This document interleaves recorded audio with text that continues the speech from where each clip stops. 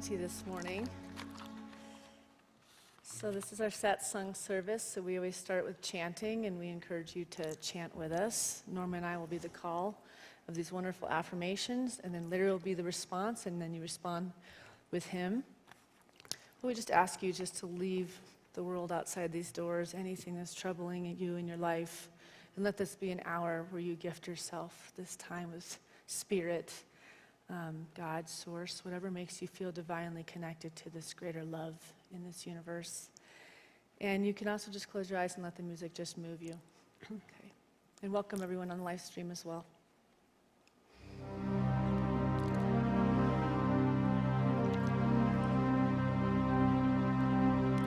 From the point of light within, within the mind of God,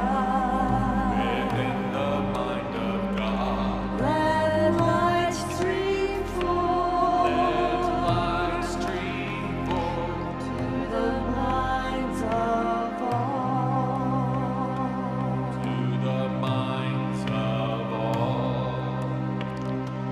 let light descend on earth.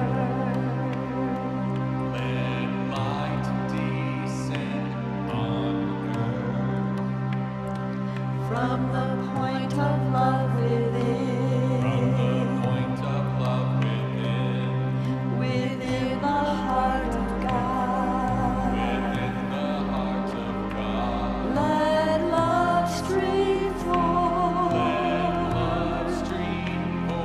to the hearts of all.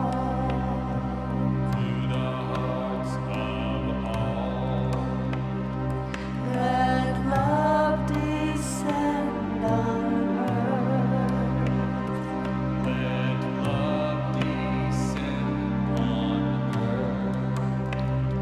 From the center where the will of God is known. Let purpose guide the wills of all.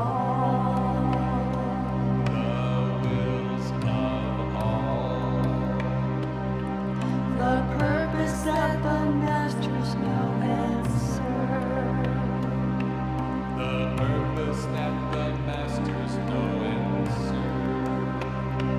From the center which I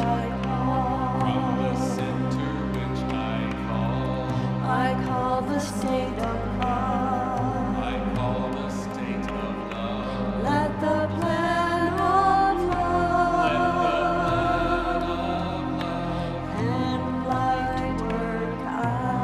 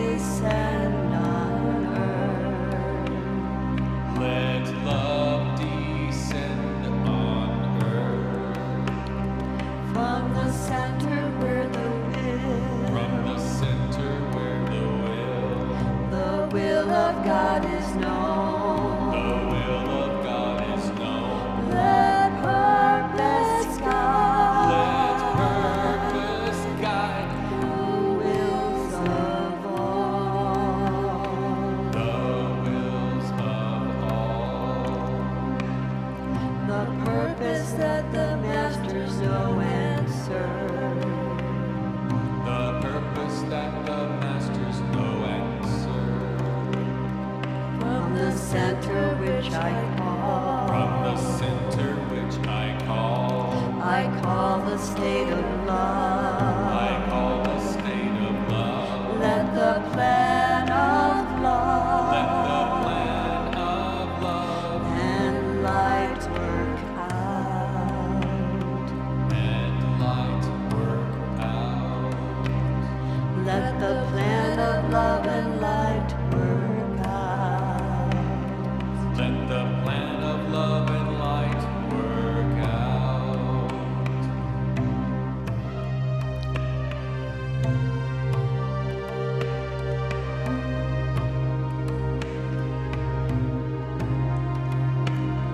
From the point of light From within. the point of light within, Within the mind of God. within the mind of God, Let light stream let forth light stream forth to the minds of all. to the minds of all. Let light descend on earth.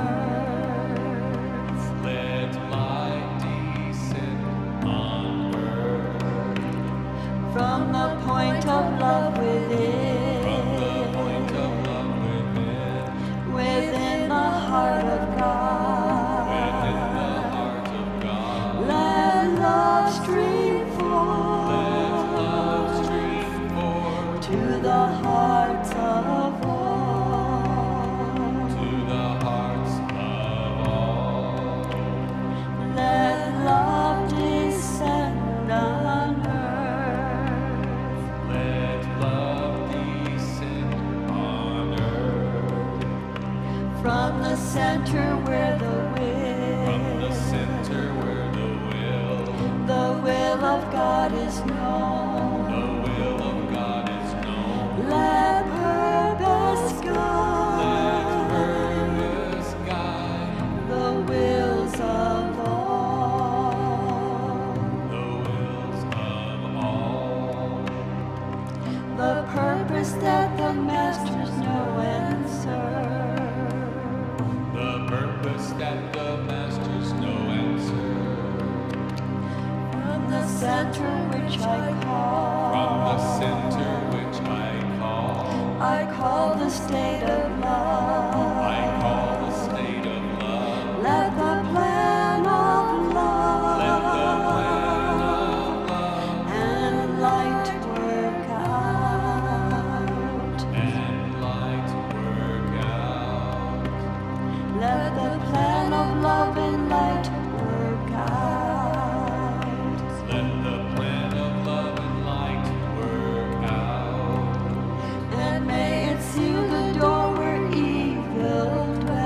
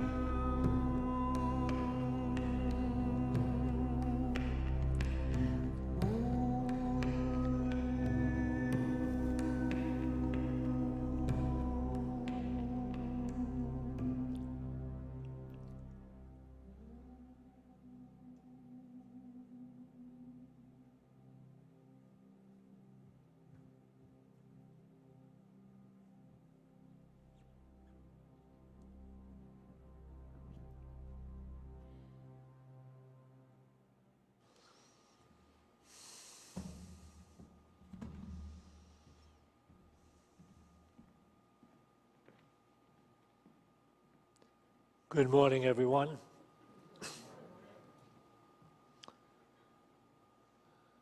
Modern-day master Eckhart Tolle, in his different books, has stated that the greatest problems in human experience are mind-made. And you can take it from that point to our mind made up by mind. A story illustrating this will help you understand it. A report came in about a man who was stranded on a tropical island. And he probably had been there a long time because the report came from a bottle, a note in a bottle. And the Coast Guard went out to investigate this. And sure enough, they found this tropical island with this man living by himself. He had been cast away and stranded on this island for a long time. And they sent a boat in, the Coast Guard sent a small boat in to see if he wanted to return. And so several people went in to rescue him. And while they were there, they noticed that he had built 3 thatched structures separated from each other on this beach. And the rescuers asked him, well, what is that one right there? And he said, that one there is my home. And then they said, well, what's that one there? He said, that's my church. Then they pointed to the third one down and said, well, what's that one all the way down there? And he said, that's the church I used to go to.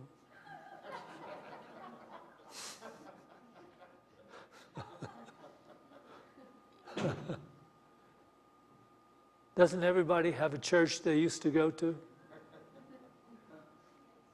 But you see, the point is that the mind is the cause of so many difficulties. And naturally, we always blame conditions, people, and circumstances outside of us, but the fact is, most of our difficulties are mind-made. Although Eckhart Tolle does not infer that the mind is totally evil. In fact, I think this is the most brilliant way to speak about it. Can we have this first PowerPoint, please? You can read this in The Power of Now, page 13. The mind is a superb instrument if used rightly. Used wrongly, however, it becomes very destructive.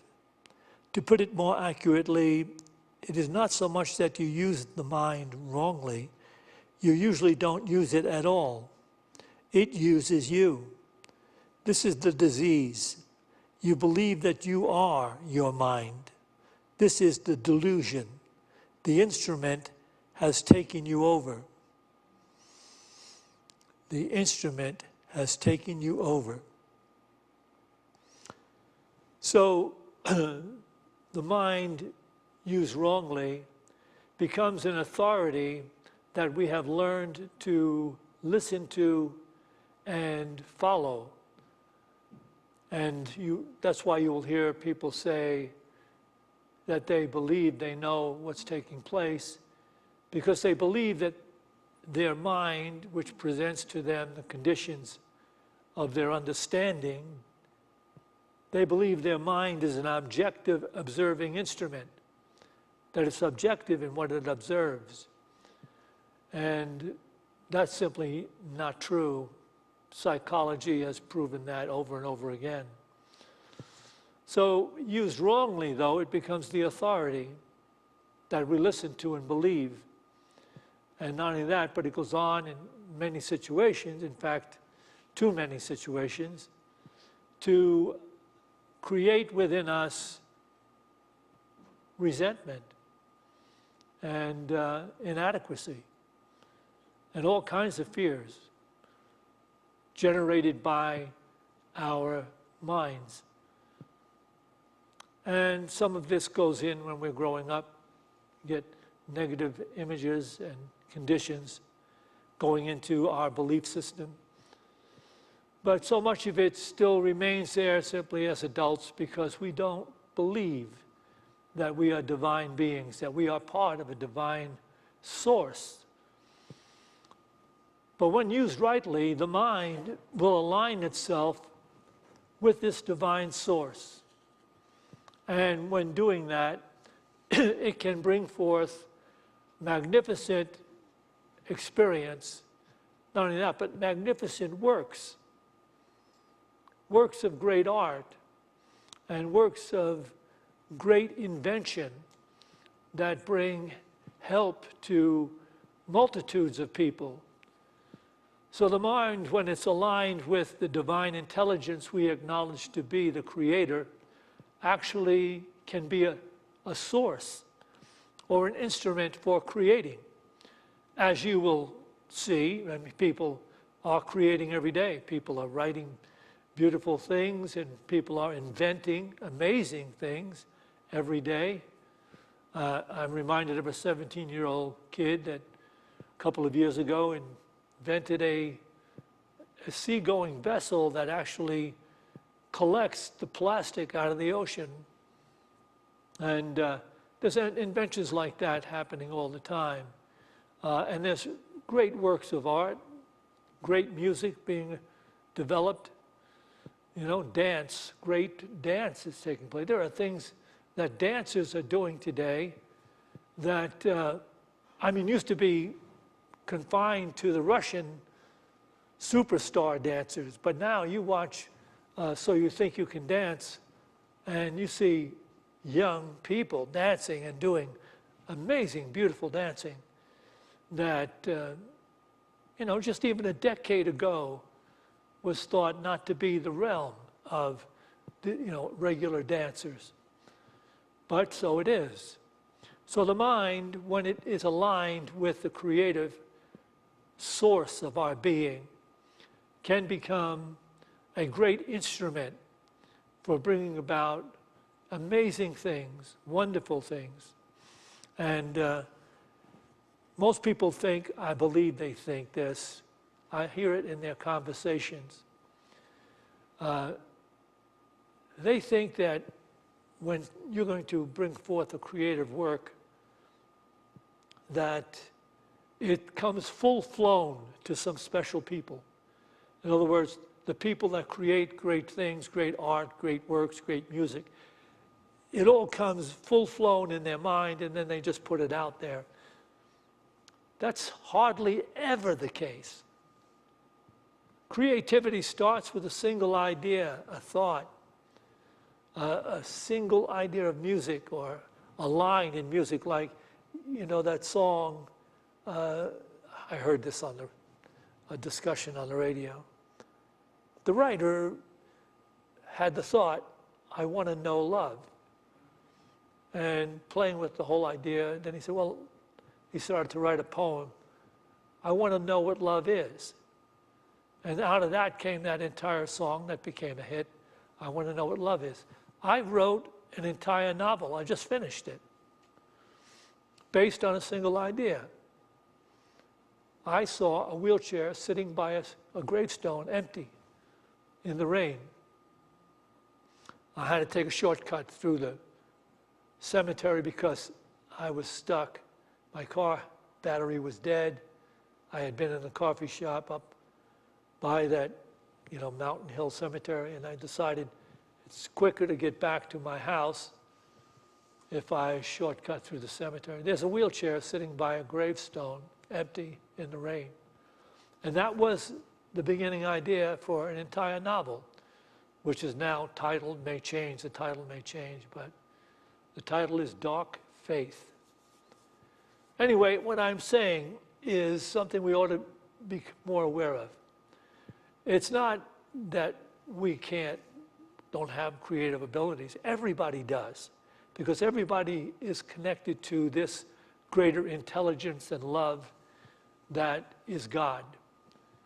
But our fears, our concerns that we might not be, or we might be laughed at or ridiculed because of something we attempt to do on a creative level, that's one of the biggest evils in the world today, is that we are afraid because people have said things that demean us, and we're afraid, we don't want to have that happen. So we're afraid to step out and try something new, create something, or even as you create something, show it to someone, and things like that. It's unfortunate that so many people are shut down, imprisoned by their concerns and fears. But I can tell you this, and I think you'll know this, true. The happiest people I know are people involved in the creative endeavor. Those people that get up and are involved in the creative endeavor, you know, they're inspired, they're motivated, and it brings light and energy and health to them. When you're involved in a creative project, you feel energized by it. So it's something that we should really be relating to our children. I remember when my son Dell, he started going to high school at Fairview, and someone said something about his art. Maybe it was an authority or a peer. It might have even been his teacher that said, you know, he should really refrain from ever trying to be an artist. And Norma got all over him about it. Don't you ever think you're not as good as the next guy. You're as good as anyone that ever was a great artist. All you have to do is tune in, meditate, connect, be open, and let that inspiration come through. So that's our message for today. It doesn't appear full-flown in our mind. It starts with a single step. You know, just one idea, one word sometimes, one particular musical line that comes to mind, or even for starting a business. It's just a thought that starts a business. You don't have the whole business full-flown. You step out and say, oh, this might be something that I could bring about, I could make happen. And you start to put the pieces together in your mind. You might even write it down. And then you look to see how it could be done in the best possible way. And things change and move and open till you create a business. So all of that comes from this divine inspiration, the connection you make with the divine. So the mind, when used rightly, can become a great instrument for our benefit and for the benefit of many, many other people. I think the entire musical, My Fair Lady, started with the idea that an English professor goes on a quest to take a street urchin woman, a Cockney woman, and bring her to that place, teaching her how to speak proper English. And so as he's doing this, he sees her not only able to speak proper English, she's becoming more and more refined, and he passes her off as one of the upper class refined ladies in that place. So this is life, and this is how life works best. I suspect, though, that most people have experienced creativity. It may have happened to you when you were doing, if you like pottery and you were trying your hand at it, you might have felt yourself moved by this divine power. Or some people, when they're writing a journal, all of a sudden, they're totally inspired and they're writing more than a journal. Some people start writing a poem and then they're writing a book. Some people start thinking about a song and then they know they're writing a musical. Because the power comes through, and when they start to feel that, they are so exhilarated by it that it moves them on and on and on. But as you have heard me said before, when the mind aligns completely with the divine spiritual beingness of us, it merges and it becomes one. It actually is a way of spiritual awakening through creativity. You've heard me say this. Now, you've all had the experience where you may have been doing something. It might have been just cooking a meal. Or it might have been, writing in your journal.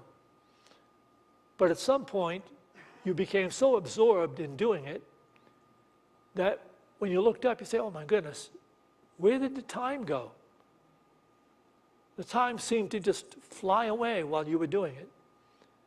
Well, that's what happens. Listen very carefully to this. This is the essence of creativity. When the doer and that being done merge, so there is only the process of the doing. There is no separate self that's commenting on what's going on. No separate self demeaning, no separate self even praising. There is no separate self. What happened was you started to do something, became so creatively absorbed by it that the illusion of your separation dissolved. And you felt exhilarated, and what happened was time collapsed. And you looked up and said, oh, where have I been? What have I been doing? You had become one with the doing of the thing you were doing. Only the process remained. There was no separate doer and the separate doing. They were merged. They become one. And people will say, I'm sure some of you, most of you have had this kind of experience where you were just, wow, where did the time go? You could even say you fell in love with what you were doing. Totally absorbed in love with what you were doing. And this happens when you release. Let go of the superficial idea of self in life as being separate and apart from life itself. I think I'll kind of bring this around to the spiritual journey altogether. But let me put it this way.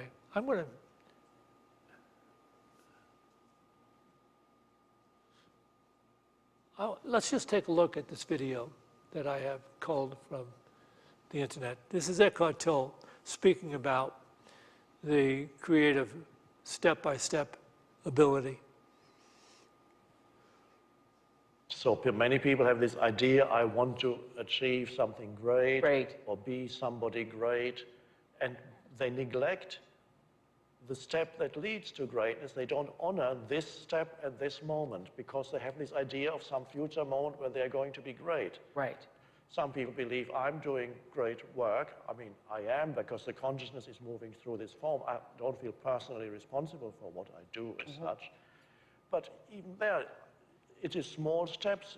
When the writing happens, there's a notepad and a pen, and there's the present moment, and there's the stillness, very small. There's not some idea, I'm going to create a work that's going to change everybody's consciousness.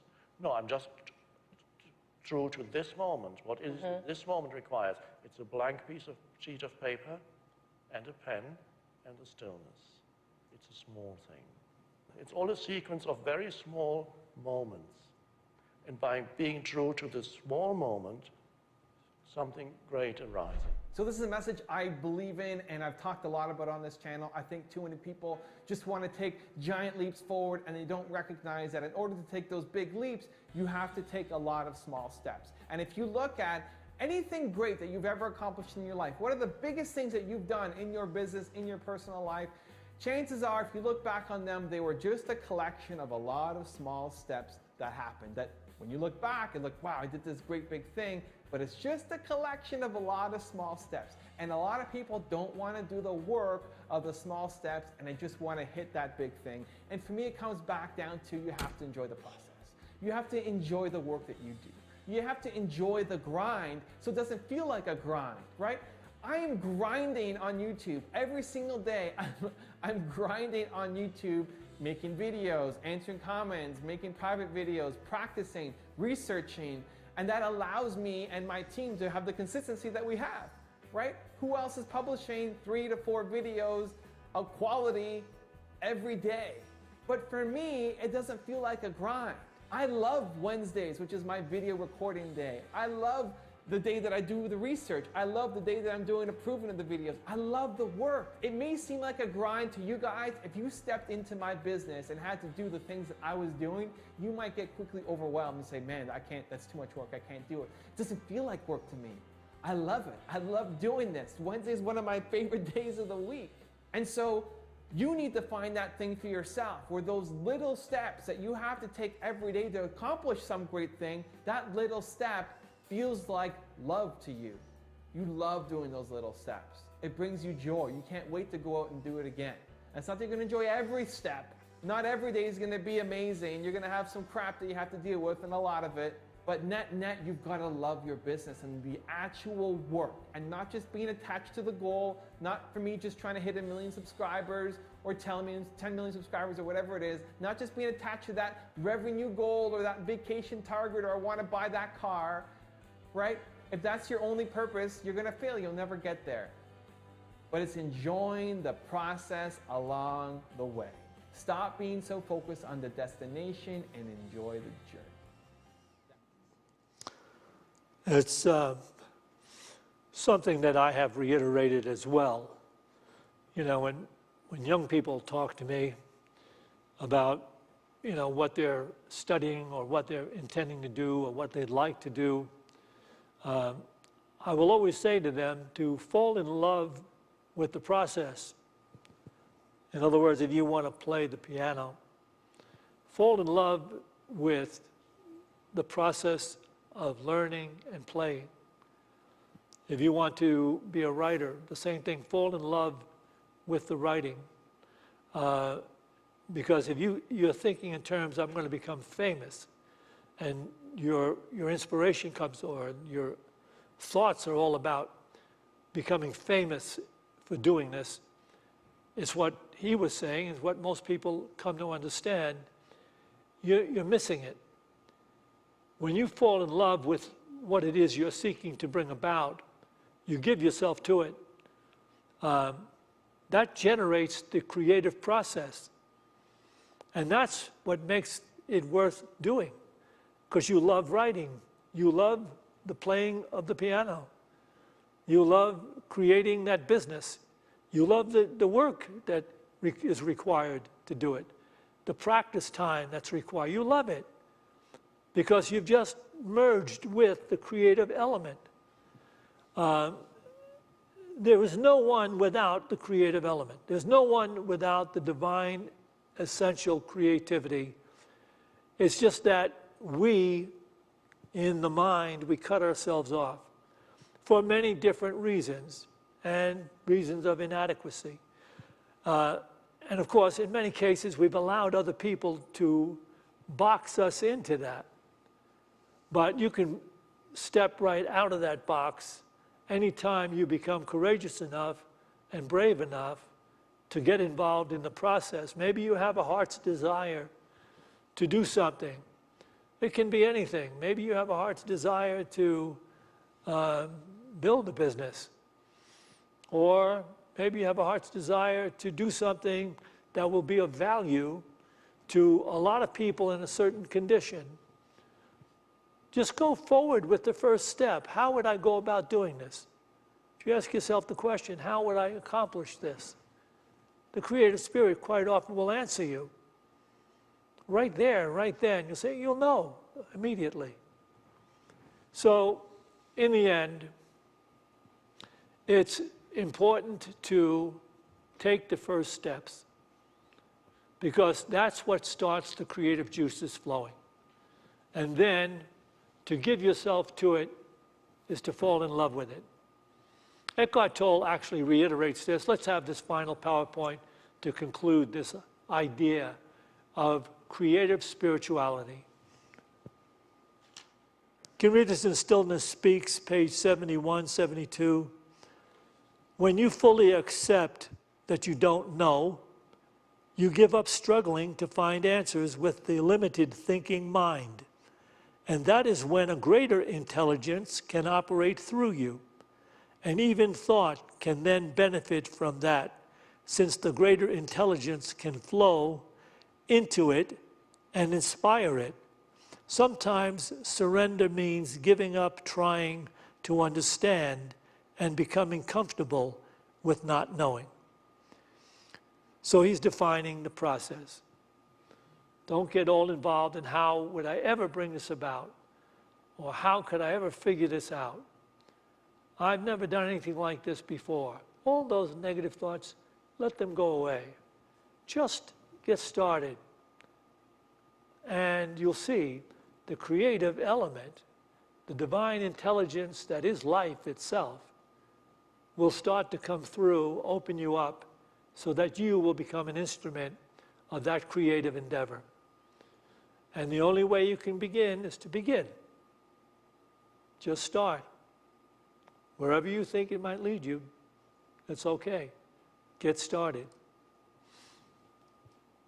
So once again, we'll allow ourselves to flow with this beautiful tones of these Tibetan bowls. And we're allowing ourselves to flow into the moment, to flow right into this beautiful, creative moment.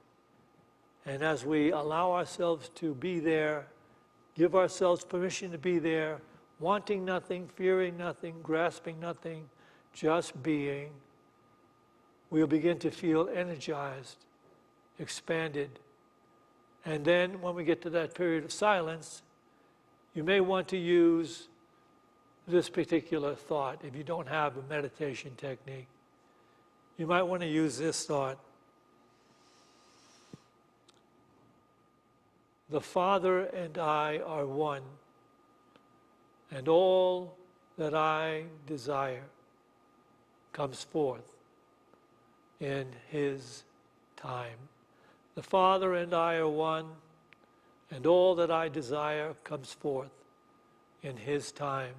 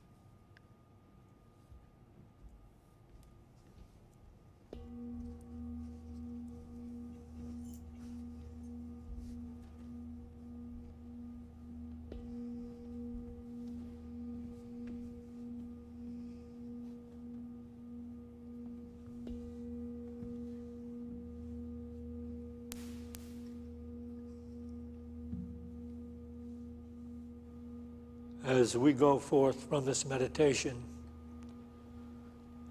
let us affirm the truth of our being, one with the divine intelligence and love of our Creator. And as we hearken to that, we can take on any project and be successful in completing it. For this realization, let us be grateful and let us be involved in the creative process. And to this, we say thank you. Amen. We will take an offering for unity now in our COVID-19 fashion. What we do is we bring the offering to mind, and those of you watching on screen, or even here if you so decide, can tithe in any one of these different ways up on the screen. As we bring that gift to mind, let's bless it with this affirmative prayer.